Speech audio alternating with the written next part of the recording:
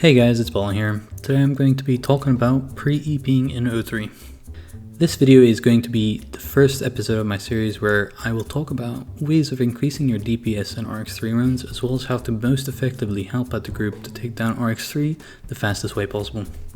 These videos will mostly be aimed at medium to higher skilled players who can already complete Oryx 3 runs consistently and have learned all the phases. If you're not at this stage yet, I suggest you focus on surviving the fight most importantly, and then move on to working on helping out the group.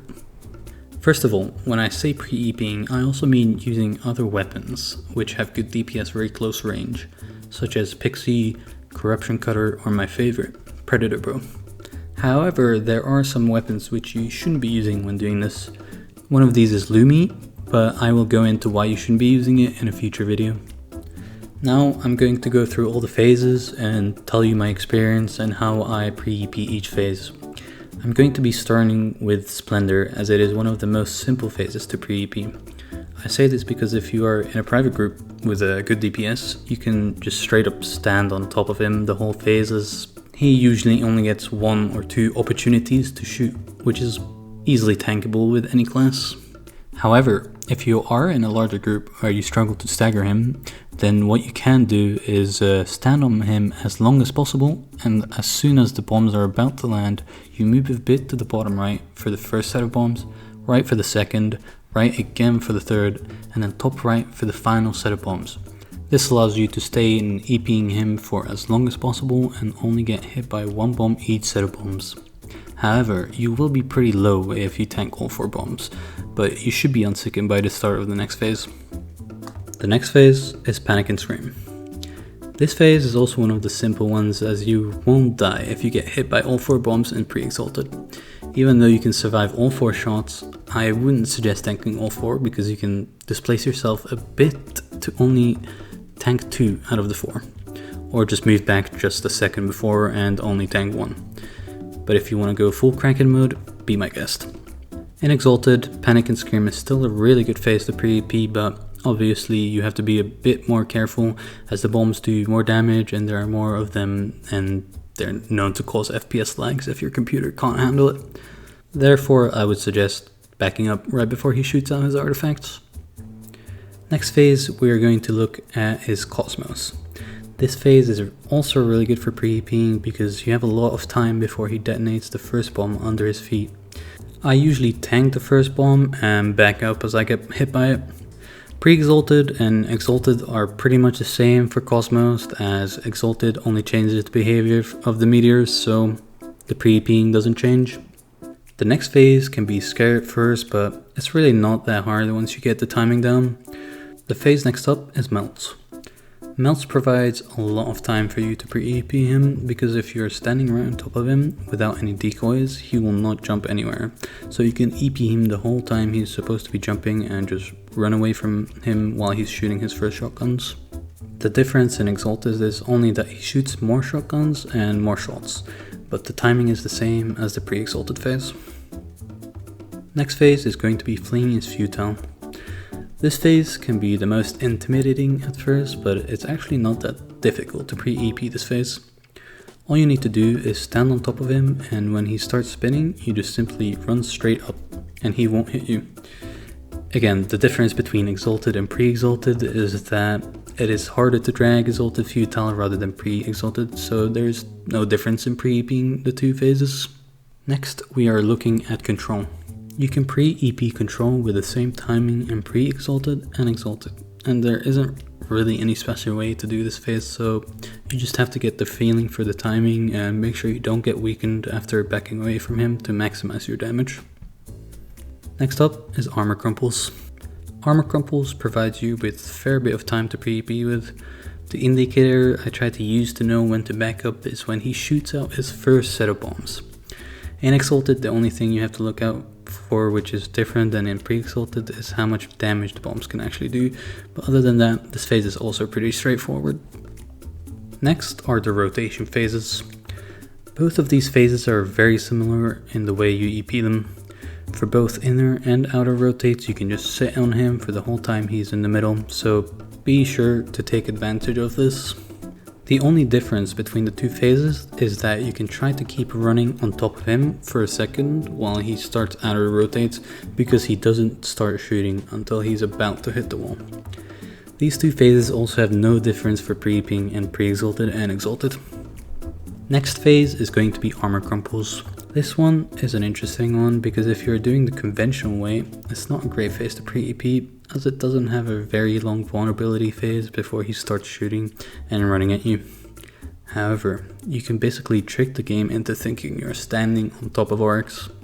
To do this, you have to overlap your hitbox with Oryx, meaning you just have to be standing super close to him, like shown on screen. This is obviously a dangerous move to pull off because if he runs on top of you, you will most likely be getting a free character slot. But if you manage to pull it off, it can provide you with a lot of extra damage. Even though this technique can't really be used with an actual EP, weapons like Pixie, Cold Staff, Corruption Cutter and Predator Bow are still really good options. The direction in which he starts shooting in is random, so it's basically luck if you can pull it off. I would also only suggest trying this in pre-exalted, as the chances of you even being in a safe spot if you manage to pull it off are extremely slim because of the extra shots Oryx shoots. Next up is stationary. This phase, in terms of how long you can pre-EP it, is one of the worst phases. It doesn't provide with a great opportunity to do a lot of damage because he starts shooting so fast after becoming vulnerable. However, if you manage to back off from on top of him in time, this phase isn't really that dangerous, meaning you can try to really push yourself to the limit.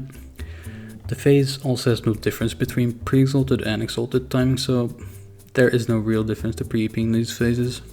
You just have to dodge more shots after you back up and exalted. The next phase is going to be gaze. This phase is similar to the stationary tornado because it also doesn't give a lot of time for you to EP.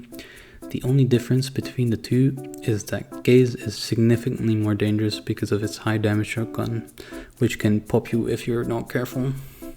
The only difference between pre-exalted gaze and exalted gaze is that in exalted, the shotguns are wider and he shoots in two different directions, so there isn't any difference to how you pre-EP him, of course. Next, we're going to be looking at slashes. This phase I think has to be the most underestimated phase to pre-EP out of all the phases because I can't even count how many times I've either witnessed someone surviving pre-EPing him with like 10 HP or just straight up get insta-popped. I think this mainly has to come down to the fact that the vulnerability phase is very short, and because people forget that slash shots don't come out of Oryx, they just appear out of nowhere in front of him. Because slashes is targeted, other players can also very easily mess you up or even kill you. This can happen due to them being closer to Oryx, so Oryx targets them with the slashes. These slashes, if angled correctly, can spawn the bullets right on top of you and result in you taking a lot of damage. This is only really a problem in Exalted because usually everyone goes top right for pre-celestial phases, so Oryx will always target the group with slashes.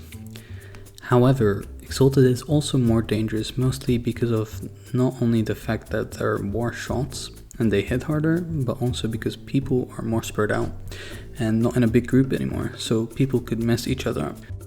I usually don't take the chance in a big group to EP slashes after Celestial because I don't think having that little bit more damage will help you out as much as being able to shoot him throughout the whole phase with a normal ranged weapon. And finally, Nowhere to Run and Fate. I'm going to be talking about these two phases together because I think they are pretty much the same in the way you EP them. For both these phases, for you to be able to pre-EP, you also need to be able to drag them without dying, because if you EP, Oryx will most likely start chasing you. So if you aren't yet confident in dragging these phases, you should practice that before trying to pre-EP. Now, of course, in a small private group, pre-EPing these phases won't really be that dangerous because most of the time you insta-guard or stagger Oryx before he can even shoot his second shotgun. However, I don't expect big groups to be able to push these phases because most likely half the group won't even be close enough to shoot the boss.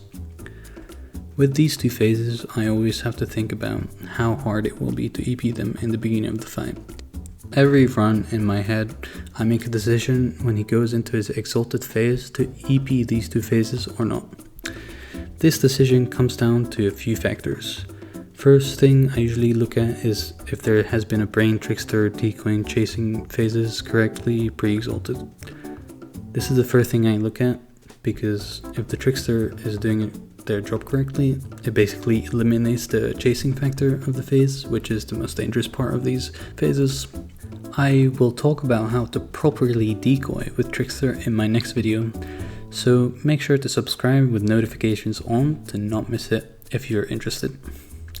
I also look at the group's previous DPS to know if I should fully commit EPing him or not. The final thing I look at to determine if I should EP him is my speed. For the pre-exalted phases, if you're max speed on any class, you will have enough speed to run away from these phases. However, in exalted, it's a bit more tricky.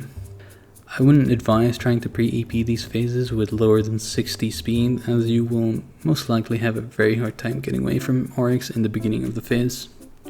Obviously, you can snake carrying if you really want to EP him in these phases. Just make sure to switch back to your other ring instantly to have more defensive stats in case things get sketchy. Now that I've gone through all the phases, I don't have a lot more to add.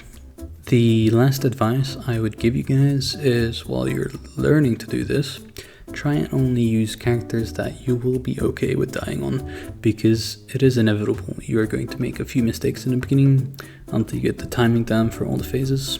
You just have to keep trying and keep pushing yourself to stay in for that half a second longer. That was it for this episode. If you enjoyed, please like the video, subscribe if you'd like to, and if you have any questions, please ask away in the comments. I will do my best to answer all. As I said before, I'm planning on making the next video on decoying. If you have any other areas you would like me to go in depth with, you can also put them down below in the comments as well. If you would like to ask some questions about this topic, you can also visit my friend Qua's Twitch channel on twitch.tv/Qua_res with 2 S's. He's among the best players in the game, so I'm sure you guys will be able to pick his brain a bit as well. That was it from me today. Thanks for watching this far, and yeah, see you.